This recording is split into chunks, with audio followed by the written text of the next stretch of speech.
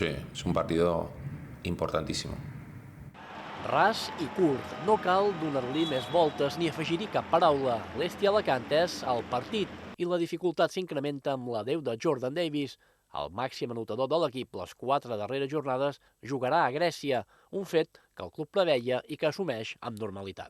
Pues es compleja, pero es parte de nuestro trabajo. Necesitábamos ese impacto porque Marko Lukovic no estaba. Surgió la oportunidad de Jordan, sabíamos que era una situación en la que podían surgirle oportunidades. Sigui com sigui, la direcció tècnica de Vintaufa assegura que si el mercat ho permet, l'Hèstia aprofitarà sempre l'oportunitat d'incorporar jugadors de màxim nivell, com ha fet en altres ocasions, tot i el risc que no acabin la temporada.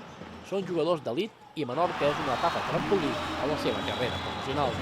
Que debemos darle naturalidad, si queremos tener o disfrutar, porque eso hemos hecho, de jugadores como Slava Krasov, como Edwin Jackson, como Jordan Davis. El año pasado pudimos tener a Clevin Hanna, Oliver Stevic. El rival d'aquesta jornada és el Lucentum Alacant, un històric que va començar la competició amb 10 derrotes seguides, però que ha guanyat 2 dels 3 darrers partits.